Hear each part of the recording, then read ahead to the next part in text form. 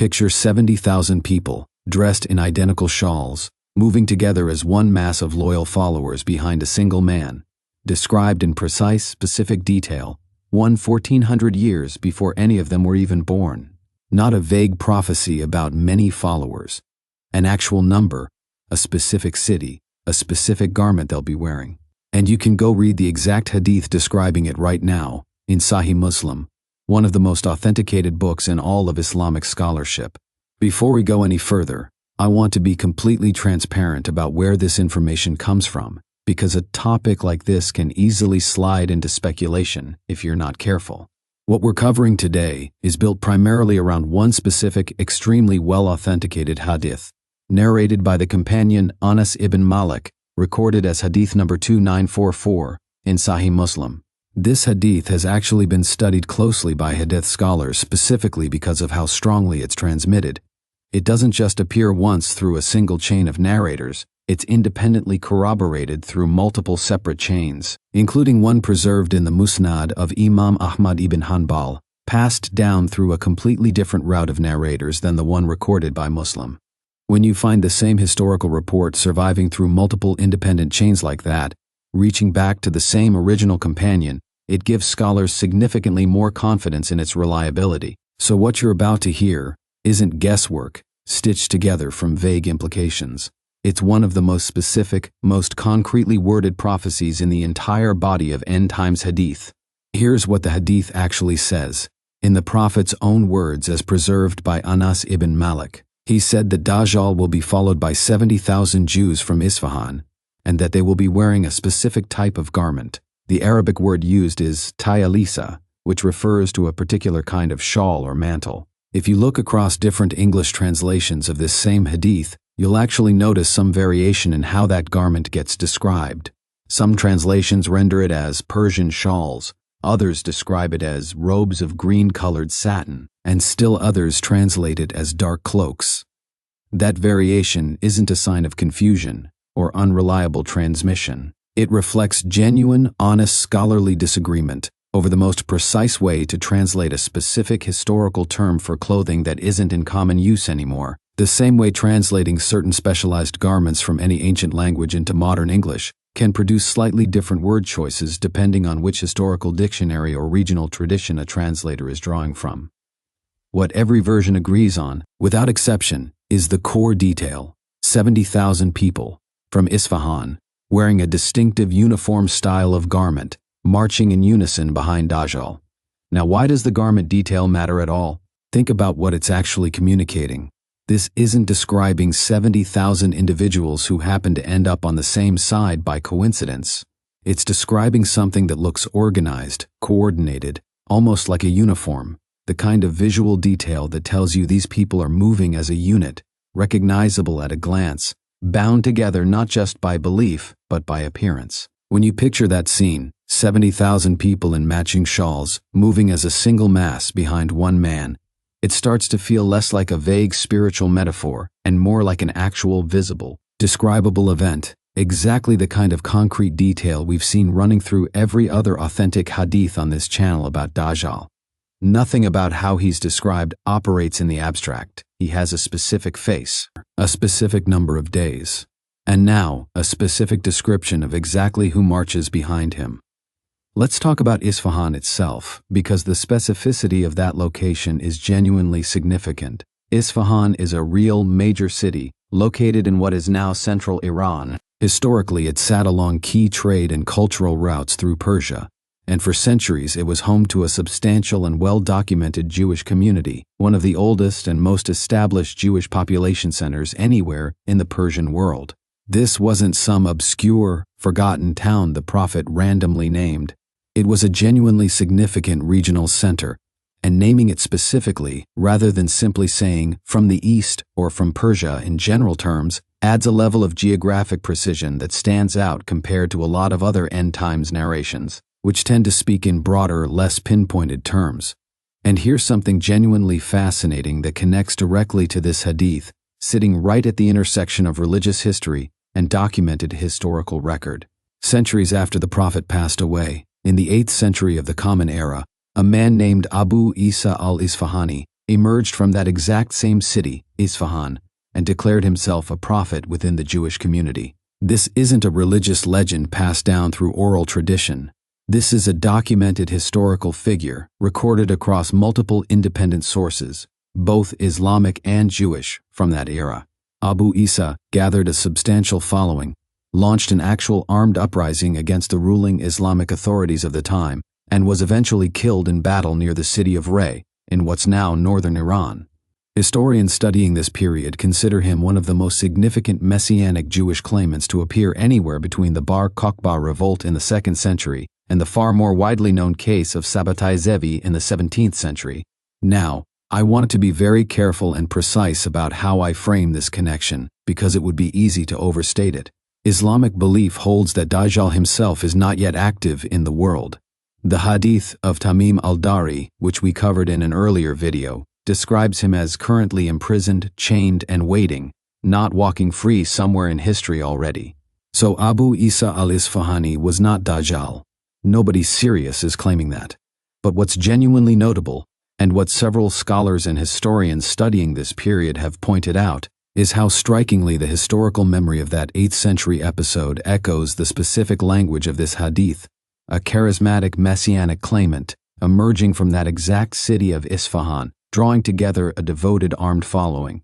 Whether that's meaningful coincidence, historical pattern, or simply the kind of recurring human phenomenon that produces messianic movements in specific regions again and again throughout history, it's a remarkable footnote that adds real texture to a hadith that could otherwise feel abstract and distant.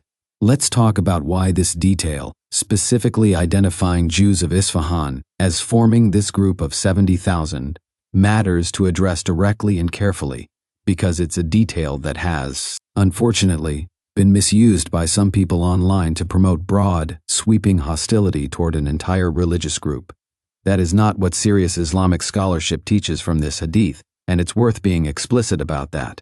Respected commentators, including scholarly analysis published by institutions like the Yaqeen Institute, are clear on this point. The hadith is describing a specific cult of 70,000 people who take Dajjal as their messiah and follow him in his oppression, not a claim about the Jewish people as a whole. Classical commentary, including analysis found in Faid al-Bari, explicitly states that those who become Dajjal's followers represent only a tiny fraction of the broader Jewish population, not any kind of collective indictment. In fact, mainstream Islamic teaching on the end times holds that the overwhelming majority of Jewish people, like the overwhelming majority of Christians and Muslims, will be found standing among the forces resisting Dajjal, uniting with righteous people across faiths who reject his deception entirely. Dajjal, after all, is described throughout the authentic hadith as a tyrant who murders innocent people and blasphemously claims divinity for himself. That's not a cause any sincerely faithful person, regardless of their religion, would actually rally behind. This hadith describes one specific identifiable faction that falls for his deception, not a verdict on an entire people. Beyond this specific group from Isfahan, other hadith touch on additional categories of people who fall in with Dajjal, and it's worth walking through these carefully, because the hadith literature treats them with varying levels of authenticated strength, and I want to be honest with you about that distinction, rather than presenting everything as equally certain. Some narrations describe Dajjal's following as drawing particularly from among weavers and practitioners of magic, or sorcery. Scholars who've studied this detail have offered an interesting explanation for why these specific trades get singled out. Both weaving and sorcery, in the historical context these hadith were spoken in, were associated with the deliberate creation of illusion and visual deception, professions built around making one thing convincingly appear to be something else. Given that Dajjal's entire nature, as we discussed in our video on his physical description, revolves around exactly that kind of engineered deception, surface appearances masking a completely different underlying reality, it makes a certain symbolic sense that people already skilled in the craft of illusion might be especially susceptible to being taken in by the greatest illusion humanity will ever face. Other narrations describe Bedouins, meaning people of the desert and nomadic communities, as being drawn into his following as well, alongside a broader category some scholars translate as people born of illicit unions, or as it's sometimes phrased, children of fornication. And we've already covered on this channel, in an earlier video, the authentic narrations describing large numbers of women being drawn to follow him specifically. I want to flag honestly that not every one of these additional categories carries the exact same ironclad chain of authentication as the specific, heavily corroborated hadith about the 70,000 from Isfahan. Some of these details come through chains that scholars grade as reliable but not at the absolute highest tier of certainty. I think it's important to be upfront about that distinction, rather than flattening every detail into equal certainty, because part of engaging honestly with this material is respecting the actual, careful grading system Islamic scholarship has always applied to these narrations, rather than treating every report with the same blanket confidence. Now here's a detail I find genuinely striking when you sit with the number itself.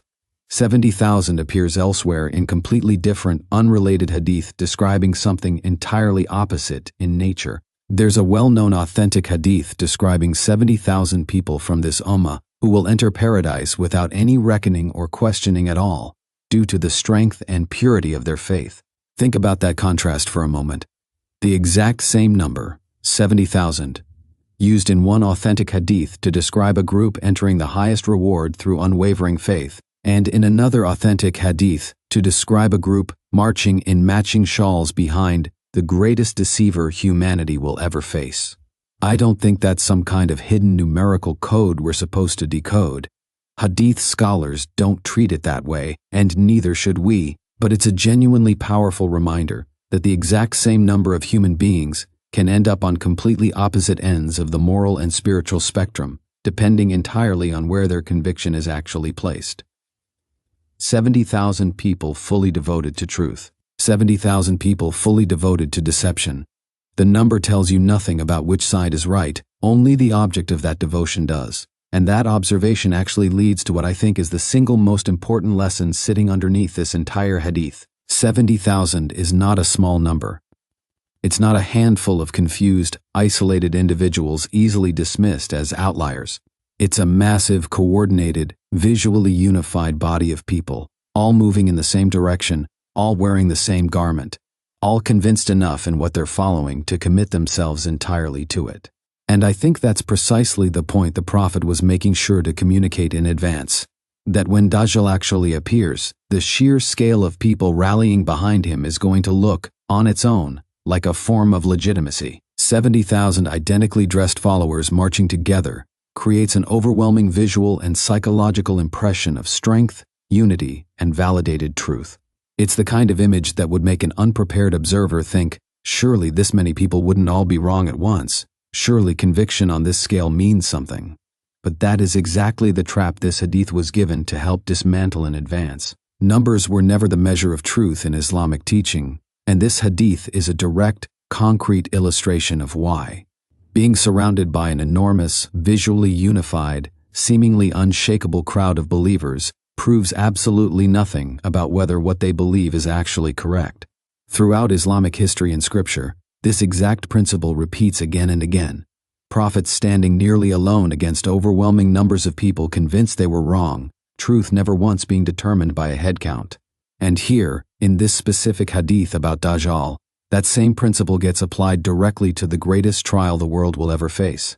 70,000 people, unified, coordinated, visually identical, following him with total conviction, and still, according to everything else the authentic hadith teach us, still nothing more than an illusion dressed up to look undeniable. This connects directly back to everything we've already built across this series. We've covered what Dajjal will physically look like, down to the exact defect in his eye and the word written across his forehead, specifically so his followers' surface impressions can never be trusted as evidence of anything.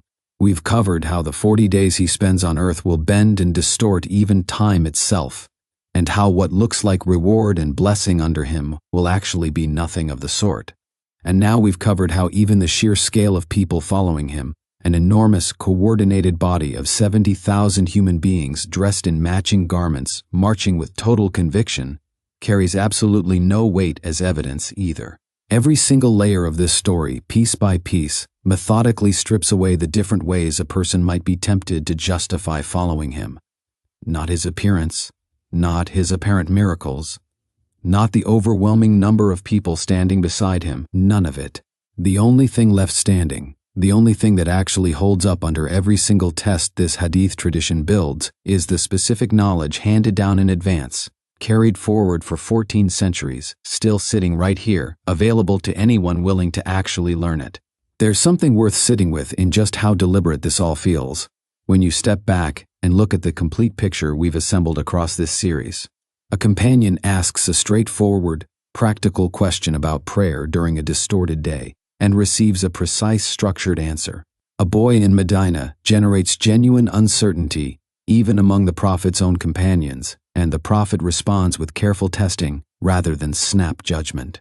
And now, a specific city, a specific number, a specific garment, describing exactly who will stand alongside the greatest deceiver in human history. None of it reads like vague, generalized fear-mongering designed simply to keep people anxious about an uncertain future. It reads like a structured, deliberate briefing, handed down piece by piece, so that whenever this moment in history finally arrives, the people who inherited this knowledge would not be starting from nothing. They'd be recognizing exactly what they were always told to expect. If you want the complete picture this series has been building, go back and watch our earlier videos. The discovery of the island where Dajjal is currently held, chained and waiting, the detailed hadith describing exactly what he'll physically look like, the mysterious, unresolved story of the boy some companions suspected might actually be him, and the account of the 40 distorted days he'll spend walking the earth once he's finally released. Each piece connects directly into the next, and together they form one of the most detailed, most carefully preserved warnings handed down anywhere in the entire hadith tradition. Subscribe if you want to keep following this series all the way through to its conclusion, because there is still more of this story left to uncover.